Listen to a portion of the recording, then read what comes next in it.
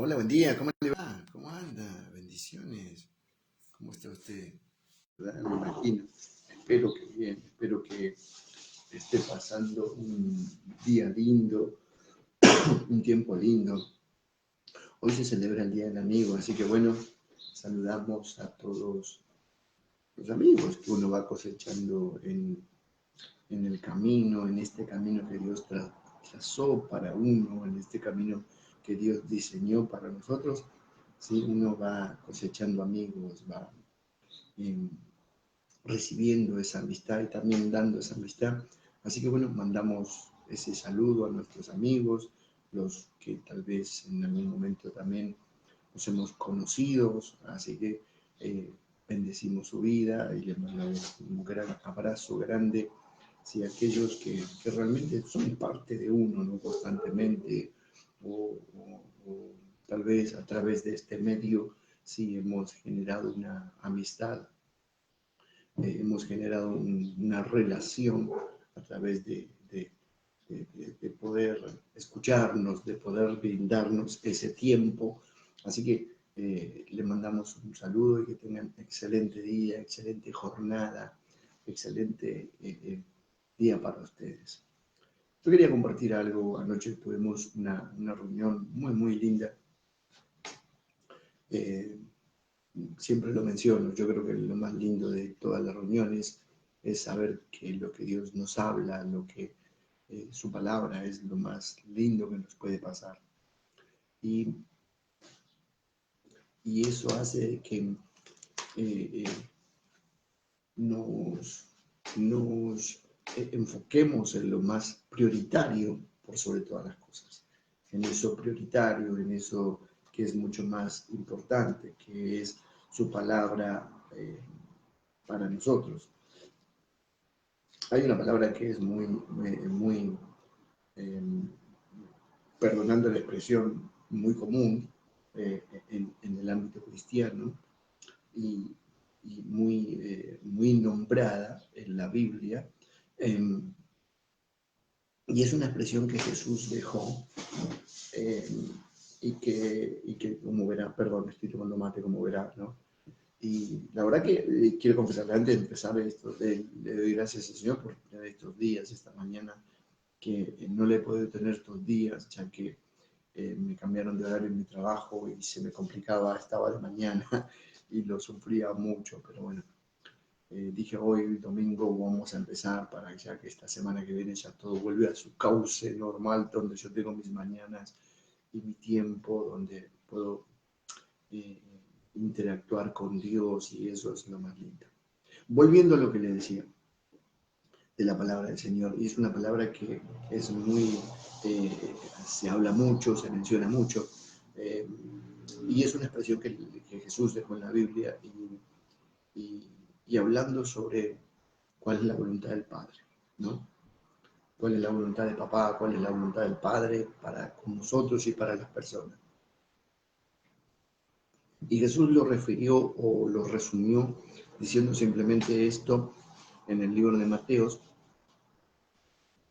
capítulo 6, verso 33, dice, mas buscad primeramente el reino de Dios y su justicia, y todas estas cosas, dice, serán añadidas. Y qué tremendo, porque Jesús habla que lo primero que uno debe buscar es el reino de Dios. Lo primero que uno debe buscar es eso. Eh, Pensaba el otro día y estábamos un poquito en la oración y, y había algo mientras estábamos orando, algo que me pasó en mí, en lo personal, era que eh, y me ha pasado varias veces, mientras oro por ahí Dios me revela una palabra, me trae a mi espíritu una palabra y me hablaba el Espíritu Santo sobre la mujer donde el profeta hizo, lo ayudó, el profeta Eliseo se ayudó a esa mujer y le dijo que fuera a buscar vasijas, muchas y no pocas, ¿no? Y cuando dice se llenaron las vasijas, todas, dice que el, el aceite menguó, el aceite dejó de fluir, cuando ya todo estaba lleno dejó de fluir. Y creo que eso también es relevante a nosotros, ¿no? El creernos estar llenos, el creernos ya que, que ya no necesitamos más nada. La falta de la necesidad de Dios creo que es algo importante. Cuando ya no necesitamos de Dios, cuando no hacemos a Dios nuestra prioridad, cuando dejamos que Dios deje de ser nuestra prioridad, es donde nos encontramos o donde vemos que dimos vuelta a un evangelio, usamos un evangelio y lo usamos al revés, ¿no? Buscamos a Dios por nuestra necesidad, no porque Dios sea una prioridad. Buscamos a Dios para que Dios sea una necesidad y para que supla nuestra necesidad en nuestra vida, no porque Él sea una prioridad. Pero Jesús dice que buscar primeramente el reino de Dios, dice, y su justicia. Y eso es algo también que es muy de tener en consideración, porque dice el reino de Dios y su justicia. Y muchas veces nosotros lo que hacemos es cambiar esas palabras y buscamos a Jesús, pero dentro de nuestra justicia, dentro de nuestro tiempo, dentro de nuestras posibilidades, dentro de nuestros parámetros. Buscamos a Dios siempre y cuando no estorbe nuestro modus vivendi, nuestra manera de vivir, mientras no altere nuestro sistema económico, nuestro sistema de salud, nuestro sistema de costumbres, nuestro sistema de movernos, nuestro sistema laboral, mientras no afecte esas cosas, buscamos a Dios. Pero y creemos que de esa manera es una manera justa, porque enseguida salimos y muchas veces uno mismo dice, no, pero Señor, yo trabajo, Señor, mira, fíjate, yo, mi familia, esto, aquello, el otro. Y ponele que sí, que sea así. Pero Jesús nunca dijo que tú renunciases ahora. Jesús lo que dice es que el que no se niega a sí mismo no es digno de él. Y qué importante que a veces es tener esto en consideración y que no se nos escape de las manos esto. Que aprendamos a pesar de que saber y en esto por ahí yo voy a tener un montón de críticas y gente que por ahí no me lo va a decir por mensaje, o tal vez sí, no me va a molestar en absoluto, ¿no? Que Dios es un Dios de misericordia y que la gracia del Señor está sobre todos. Y yo no estoy diciendo eso. Estoy diciendo que Jesús también no es que pone un requisito, sino que nos enseña que el reino de Dios se maneja conforme la justicia del reino de Dios y no que conforme nuestra, perdón, nuestra justicia o nuestra balanza. El reino de Dios se maneja conforme la voluntad del Padre y no conforme mi voluntad. Y eso es lo que lo aclara Jesús. También aclara que el que no se niega a sí mismo no alcanzará esa dignidad del cielo. Porque para nosotros obtener el cielo, nosotros debemos negarnos a nosotros mismos. Yo anoche compartía algo y compartía lo que Pablo había determinado en su vida y era él a proseguir corriendo, que sabía que no lo había alcanzado, que sabía que todavía tenía una etapa por quemar, pero que esa etapa él la iba a seguir corriendo de la misma manera que empezó, que ese encuentro con Jesús en Damasco lo hizo que él entendiese que no todo era espontáneo, sino que él tuvo que realmente aprender a morir en cada etapa de su vida. Y fíjese, y muchos no lo saben, o tal vez lo saben y lo ignoran, pero él antes de iniciar su ministerio, Pablo, él pasó 15 años en una formación, pero una formación del espíritu, no una formación humana, no una formación teológica humana, sino una formación del Espíritu, sometido al Espíritu, llenándose del Espíritu, pero también reconociendo la necesidad del Espíritu todos los días, no creyéndose que como vasija ya estaba lleno, sino al contrario, como vasija se iba desgastando y necesitaba ser renovado. Y creo que ahí es el punto de esto, lo que yo le digo. Que a veces como vasijas creemos que como Dios nos llenó, ya estamos. Y no, y dice que a pesar de que fueron llenos esos, en el Pentecostés, cada uno fueron llenos, pero también esa llenura nos hace tener esa necesidad de Dios. El Espíritu mismo dice que nos gime con gemidos indecibles, ¿sí? Pero también nos enseña a decir, Abba Padre, dice la Biblia. Entonces, qué tremendo hay que saber que la llenura del Espíritu nos conecta con Dios, nos hace tener una conexión con Dios, no nos hace estar vacíos o no nos hace estar relegados o no nos hace estar confundidos o no nos hace estar extraviados, por así decirlo, no nos hace estar en una burbuja como flotando, no, sino al contrario, nos hace estar cimentados, ¿no? Porque Jesús dijo que el que edifica sobre la roca van a venir las tempestades y no va a caer porque confió en la roca que es Cristo Jesús. Y qué importante es eso, que nosotros aprendamos a saber cuál es y cómo debe ser nuestra edificación. Yo anoche le compartía lo que Pablo mencionaba y Pablo hacía una serie ¿cómo decirles? De menciones sobre cómo es la profundidad del amor de Jesús. Y dice que es la anchura, llegaremos a conocer la anchura, la profundidad, la longitud, la altura, dice, ¿no? Del amor de Jesús. Y da, dice, y fíjense que hay una medida, y no es específica, sino que es una medida que se nos revela, de que de repente eso debería ser lo prioritario en nuestra vida. Ya hace varios años que la gente lo único que por ahí busca es profecía, y yo no digo que la profecía no esté buena, porque yo no estoy diciendo eso. Pero también hemos dejado de comprender el sentido de la profecía. Se ha dejado de comprender el sentido de la profecía. Es más, creo que hasta como ministros también nos hemos dejado de llevar por nuestras emociones o por la necesidad de que la gente crea en Dios y por ende nos agrada el profetizar.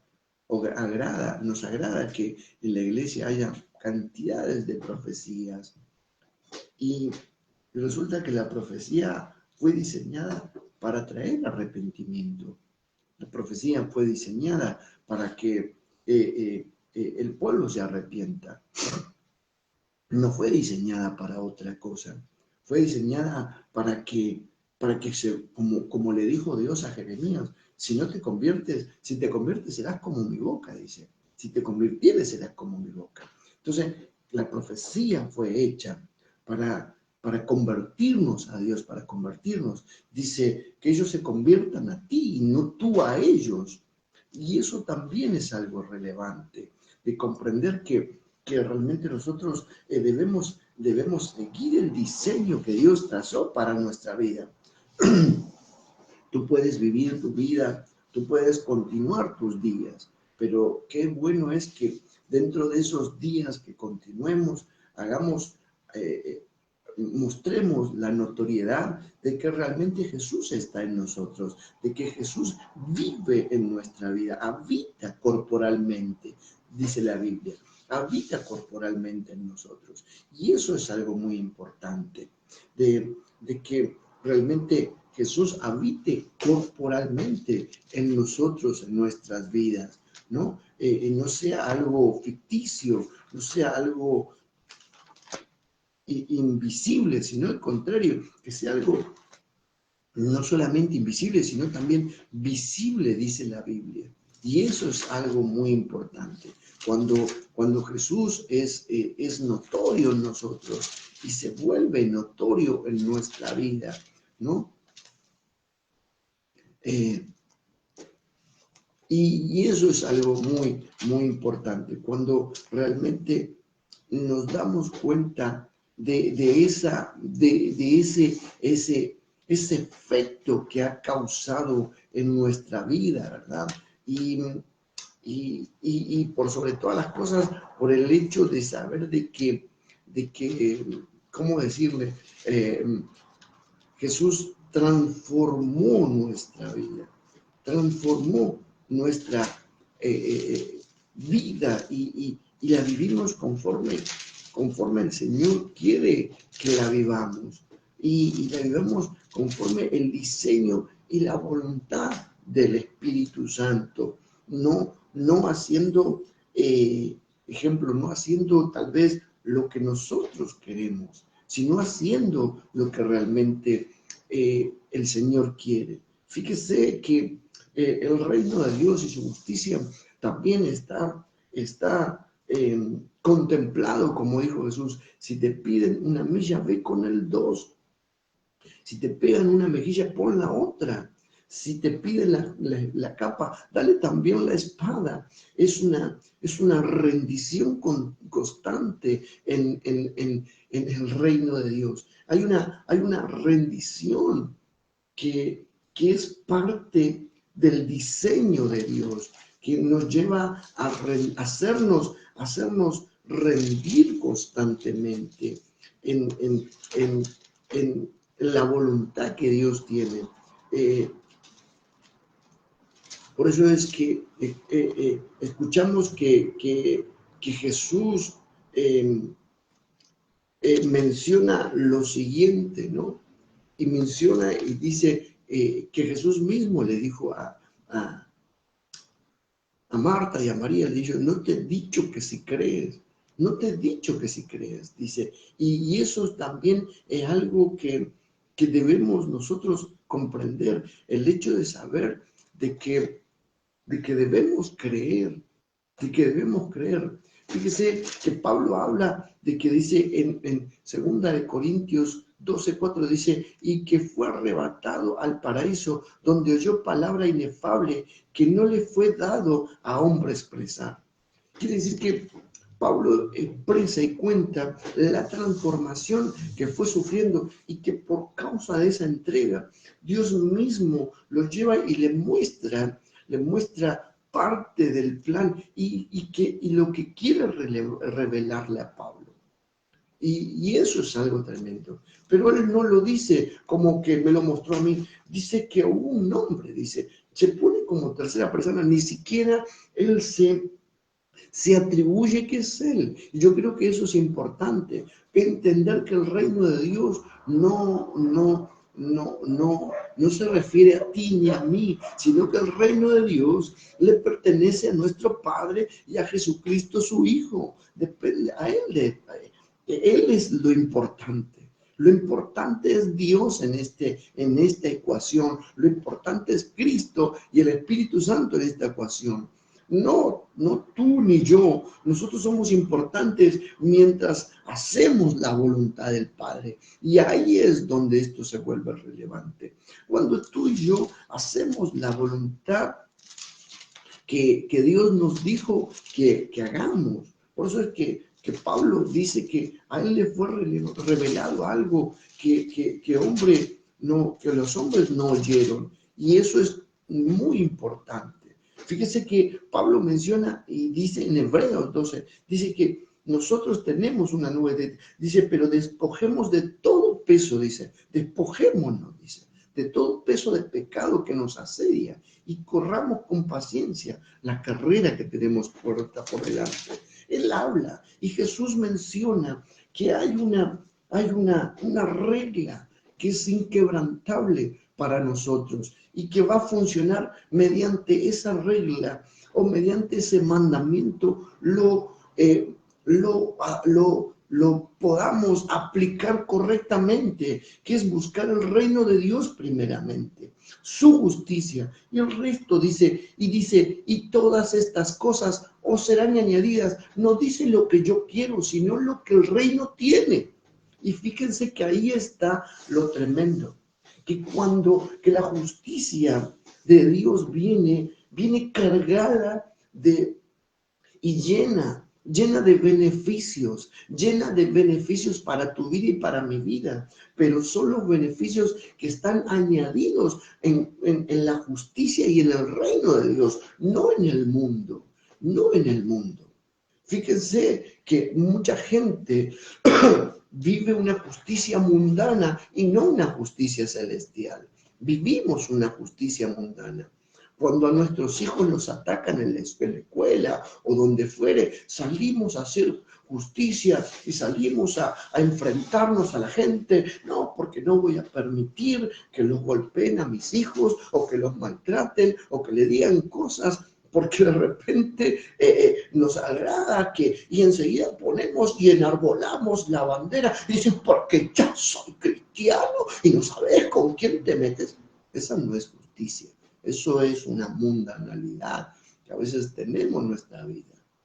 No lo vemos a Pablo quejándose de los días que él estaba en la cárcel, sino al contrario, aprovechando ese tiempo para que Dios siguiera revelando lo que empezó en ese arrebatamiento, que Dios continuara esa gloria, que Dios continuara. Fíjense que es donde escribió cartas y epístolas, donde Dios le reveló las mayores bendiciones para la iglesia en muchos aspectos. Pero a veces nos queremos una justicia incorrecta, una justicia mundana. Me voy de la iglesia porque el pastor no me reconoce. Me voy de la iglesia porque no tengo la bendición que yo quiero tener. Eso no es justicia. Eso es querer que el cielo se mueva acorde a tu voluntad, que se mueva acorde a lo que tú quieres y a lo que yo quiero, que Dios se mueva acorde a nuestras necesidades. Y eso no está correcto, eso no es correcto. Y yo no digo que de repente por ahí y hay cosas, y comprender que a veces Dios lo va a permitir también, porque hay una permisividad, pero muchas veces dentro de esa permisividad no quiere decir que esté la voluntad de Dios en muchos aspectos. Tú puedes ir, no sé, al Congo, por así decirte, llevando la buena nueva del Señor, pero porque tú lo sentiste en tu corazón, porque el reino de Dios y su justicia, y vos tú lo dices, no, porque yo estoy haciendo la justicia de Dios. Si fuese así, ¿por qué Jesús entonces encerró todo? Dice, en aquel día, dice, muchos vendrán diciendo, en tu nombre dice esto, en tu nombre dice aquello. Y yo les diré, no te conozco. ¿Por qué si fuese esa ecuación que nosotros hacemos, si fuese así como nosotros creemos, ¿por qué entonces Jesús hace da esa respuesta ante nuestro servicio? ¿Por qué si fuese así nos da nos reprueba el servicio? Entonces nos damos cuenta que muchas veces lo que hemos hecho es solamente lo que hemos querido y lo que hemos pensado que eso nos catapulta a una gloria, ¿no? O nos lleva a días de gloria. Pero no vemos la entrega. No contemplamos nunca la entrega. Cuando yo me pongo a analizar esto y a veces analizo, y hoy en la mañana me levanté con una alabanza que los chicos de anoche cantaban, dice, yo no sé qué tenía Daniel, dice que los leones cerraban la boca ante él. Lo que pasa es que Daniel lo que tenía era que comprendió que la mejor vida para vivir en un mundo de confusión era rendirse a Dios. Dice que yo no sé qué tiene Daniel, que cuando oraba los leones callaban. Claro, porque él oraba a Dios, eso es lo que tenía Daniel oraba a Dios, no se quejaba en el mundo, no salía corriendo. Cuando tenés un problema salís corriendo al mundo. Él ya lo rodeaba una confusión. Ahí está el punto. Estamos viendo que la confusión nos rodea y salimos corriendo. Nos encontramos con nuestros compañeros de trabajo y le contamos lo que nos está pasando en nuestro entorno familiar. Y le contamos nuestro problema. Le contás el problema que tenés con tus hijos. Le contás el problema que tenés con tu marido o con tu esposa. Le contás a todo el mundo todos tus asuntos en vez de ir a los pies de Cristo, hablar con Él. Dice que primeramente yo debo buscar el reino de Dios y su justicia. Salís corriendo a contarle a todo el mundo, publicar las cosas que te está pasando. Ay, mirá, esto se llama, ay, mi familia, a mis hermanos, y lo haces público todo, lo viralizan todo, enseguida lo postean todo, lo ponen en sus redes sociales. Ay, porque yo no soy ninguna mensa, seré mansa, pero no mensa, seré manso, pero no mensa. Dice que Daniel cerró la boca. La Biblia dice que Jesús cerró la boca ante sus trasquiladores. No abrió su boca. Dice que como cordero fue llevado al matadero.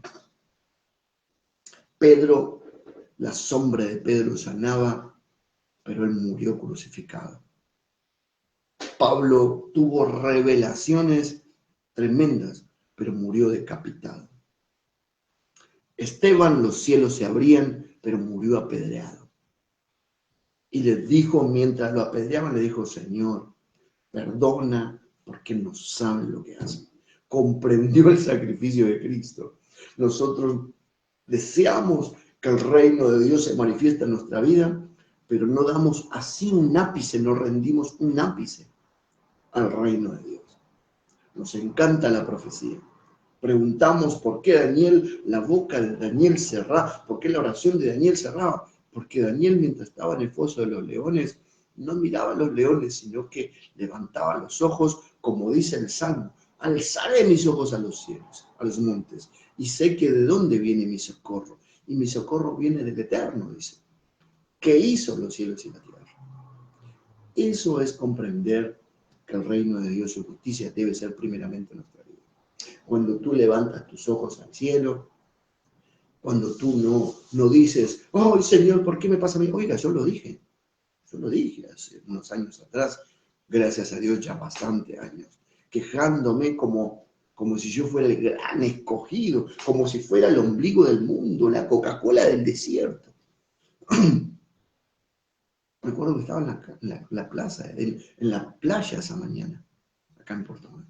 Me fui a caminar, porque mi esposa me dijo, andá, ni mi esposa no aguantaba ese día. Pobre mi esposa. Yo venía con todo mi argumento personal y estaba ahí. Señor, soy tu hijo.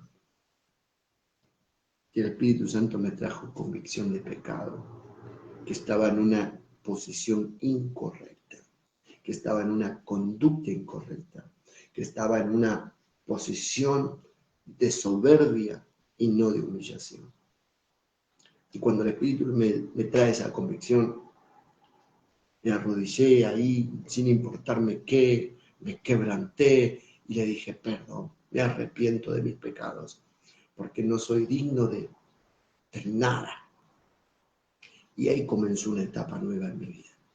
Comprendí lo que dice la Biblia, que yo debo buscar a Dios primeramente. Nos han venido situaciones, hemos vivido y seguiremos viviendo días adversos, pero hemos comprendido que el único que tiene el control de nuestra vida y lo único que nosotros debemos hacer es buscar el reino de Dios y su justicia. Y eso es lo maravilloso. Cuando lo que hacemos es eso, buscar el reino de Dios y su justicia primero. Y lo demás será añadido, lo demás Dios irá añadiendo. Pero te aclaro algo, Dios no te va a añadir mundo, Dios te va a añadir reino, no mundo. No sé por qué la gente quiere que Dios le añada mundo. El mundo no me conoce, dije Jesucristo. Por tanto, el mundo me aborrece.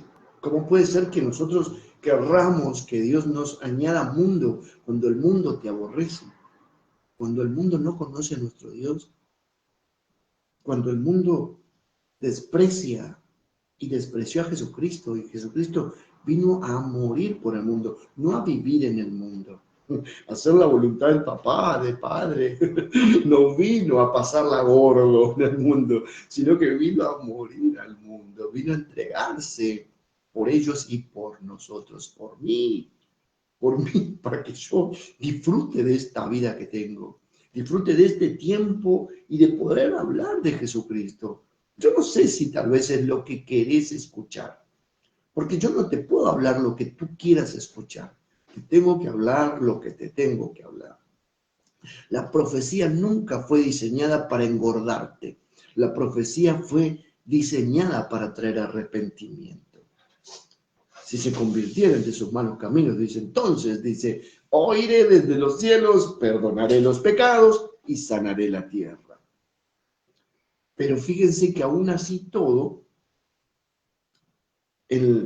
Juan el Bautista los confrontó, y esos que venían a bautizarse, pero el Espíritu Santo les revelaba que no lo hacían de acá, solamente querían escapar de la ira venidera. Dice, ¿quién nos enseñó a ir de la ira venidera? A hacer frutos dignos de arrepentimientos. Quiere decir que el bautismo, el que te congregues, el que hagas todo lo que hagas, no va a poder salvarte de la ira venidera, sino que uno debe hacer frutos dignos de arrepentimiento, comprender que el reino de Dios es primero en tu vida y en mi vida, es primero, y no quiere, y esto no tiene nada que ver con una cuestión congregacional, no tiene nada que ver con ello, y no estoy en contra de nadie, al contrario, lo que te estoy diciendo es que tal vez, mira lo que te digo, tal vez tú no te estés congregando, pero en tu vida hay temor de Dios y no vives como viven los demás. No viven como viven todos los demás. No viven como vive cualquiera.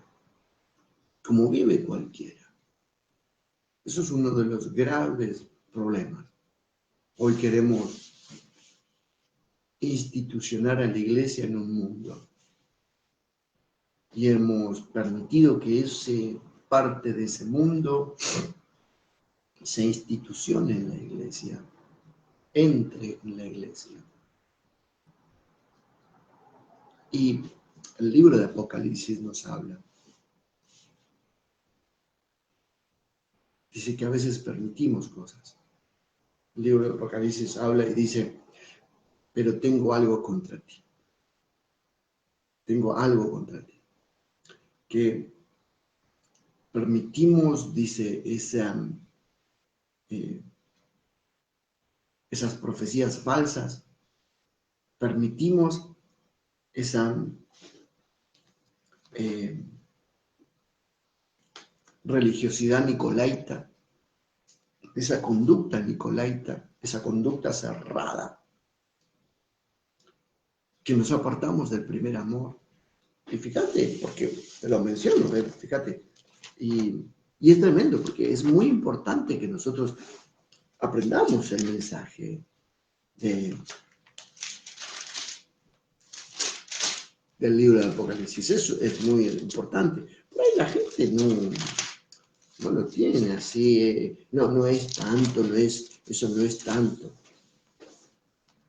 Mira, el mensaje que Dios envía a las iglesias. Y a la iglesia de Efeso dice, Apocalipsis capítulo 2, verso 4, pero tengo contra ti que has dejado mi primer amor. Recuerda, por tanto, de dónde has caído, dice. Escucha. Recuerda, por tanto, de dónde has caído. Arrepiéntete y haz las obras primeras, pues si no, vendré pronto a ti y quitaré tu candelero de su lugar si no te hubieres arrepentido. Pero tienes esto, que aborreces las obras de los nicolaitas. Hay cosas buenas y hay cosas malas. Aborreces aquellas cosas, pero el amor de Dios no está en tu vida, ¿no? Aborreces los nicolaitas. los cuales también yo aborrezco. Dice, el que tiene oídos, oiga, dice, lo que el Espíritu dice a la iglesia. Hay cosas que son correctas, pero hay otras cosas que no son correctas. Quiere decir que dentro de lo que Dios nos manda, a veces queremos imponer nuestra justicia. Sigue hablando. En el mensaje a Esmirna, fíjate, sigue hablando. Por favor, yo no te lo voy a decir todo, pero te voy a mandar una cosa. Dice, te voy a decir, mira, yo conozco tus obras, dice, te lo voy a leer todo, esto te lo voy a leer todo. Dice, escribe el ángel a la iglesia de Esmirna, el primero y el postrero, que dice que estuvo muerto y vivió, dice esto, yo conozco tus obras y tus tribulaciones, tus proezas, pero tú eres rico. Y la blasfemia de los que dicen ser judíos, y no lo son, sino que son sinagogas de Satanás. No temas en nada en lo que vas a padecer. He aquí el diablo echará a alguno de vosotros en la cárcel, dice, para que seáis probados y tendréis tribulación por 10 días. Sé fiel hasta la muerte. Y yo te daré la corona de vida. El que tiene el oído, oiga lo que el Espíritu dice a la iglesia. Dice, el que venciere no sufrirá, dice, daño de la segunda muerte. Fíjate cómo le habla a la iglesia de Esmirna. A la iglesia de Pérgamo le dice lo siguiente. Dice, verso 14 del mismo capítulo 2, pero tengo unas pocas cosas contra ti. ¿Qué tienes ahí? Dice, a los que retienen la doctrina de Balaán. Hay gente que le encanta el dinero. Al Señor amado, que les encanta la profecía y que le paguen por las profecías. Abrí los ojos, iglesia, por amor de Dios, te lo pido. La doctrina que enseñan a Balac a poner tropiezo ante los hijos de Israel y a comer cosas sacrificadas a los ídolos y a cometer fornicación. ¿Por qué dice esto? Porque una de las cosas es que Balaam era un hombre muy permisivo en muchos aspectos. Usaba la gloria de Dios para menester de él. Y a su vez era un hombre que le pagaban para que profetizara, perdón, me pica la oreja, profetizara y dijera cosas, pero él vivía su vida de una manera muy acorde a lo que él quería, ¿no? Por eso dice, y que enseña a Balac a poner tropiezos ante los hijos de Israel, a comer cosas sacrificadas, dice, a los ídolos y a cometer fornicación. Y también tienes a los que retienen la doctrina de los nicolaitas. Dice la que yo aborrezco. El Señor no. Habría que ver cuál es la doctrina de los nicolaitas, esos cerrados, esos que cierran las puertas, que son medios fariseos, no entran ellos ni dejan entrar a nadie, ¿no? Debe ser eso. Qué grave problema. La gracia de Cristo está, dice, y mientras abundó el pecado, dice que sobreabundó la gracia. Quiere decir que mientras sobreabunde la gracia de Jesús, todo el mundo va a ser salvo. Pero también es importante el arrepentimiento. Eso es para tener en consideración. ¿Pero quién soy yo para decirte que tú te arrepientas? Yo solamente te leo la Biblia, nada más. Yo soy solamente una voz que clama como lo fue Juan. Fue una voz en el desierto, no alguien que clamaba y llamaba al arrepentimiento a la gente. Eso es muy importante, que comprendamos cuál es nuestra tarea, ¿no? Pero dice que ellos comían lo sacrificado, sí, pero también que fornicaban, ¿no? Eso es algo tremendo. Dice, por tanto, arrepiéntete, pues si no vendré pronto, vendré a ti pronto y pelearé contra ellos con la espada de mi boca, dice. ¿No? Y el que tiene oído, oiga lo que el Espíritu dice a la iglesia. Dice, al que venciere le daré a comer maná escondido y la de una piedrecita blanca y una piedrecita, dice, y en la piedrecita escrito, dice un nombre nuevo en el cual ninguno conoce sino aquel que lo recibe. Fíjate el beneficio. Y en todo, sigue hablando, ¿no? A la iglesia de Tiatira. Le habla, ¿no? Verso 20 del mismo capítulo 2 dice, pero tengo unas pocas cosas contra ti, que toleras a esa mujer Jezabel, que se dice ser profetiza y enseña y seduce a mis siervos y fornica, a fornicar y a comer cosas sacrificadas a los ídolos. Y aquí dice, y le he dado tiempo para que se arrepienta, pero no quiere arrepentirse de sus fornicaciones. Dios está dando tiempo al arrepentimiento. Creo que ya varias veces que habla del arrepentimiento, ¿no? Y no nos damos cuenta que eso es lo importante, buscar el reino de Dios, su justicia. En la justicia de Dios y en el reino de Dios no consiste la idea en que Dios, o no existe la idea de que nosotros apliquemos, valga la redundancia, nuestra idea o nuestra opinión. No existe, porque es el reino de Dios. Nosotros estamos para servirle, tú estás para servirle, yo estoy para servirle. No aplica el reino, en el reino de Dios no aplica tu justicia o mi justicia. Qué tremendo. Y esto es importante. Sería bueno que lo leas todo. Yo no quiero quitarte más tiempo. Y sigue, ¿no? Dice, y no quiere. He aquí, dice, yo la arrojo en cama, en gran tribulación, dice, a los que con ellas adulteran y no se arrepienten de las obras de ella. Tremendo. Y a sus hijos heriré de muerte, y toda la iglesia sabrá que yo soy el que escudriña la mente y el corazón. Y os daré a cada uno según vuestras obras. ¿Viste? Quiere decir que el renunciamiento es muy importante. La gente dejó de practicar el renunciamiento y solamente cree que vive en una gracia en donde todo es lícito. Y no es así.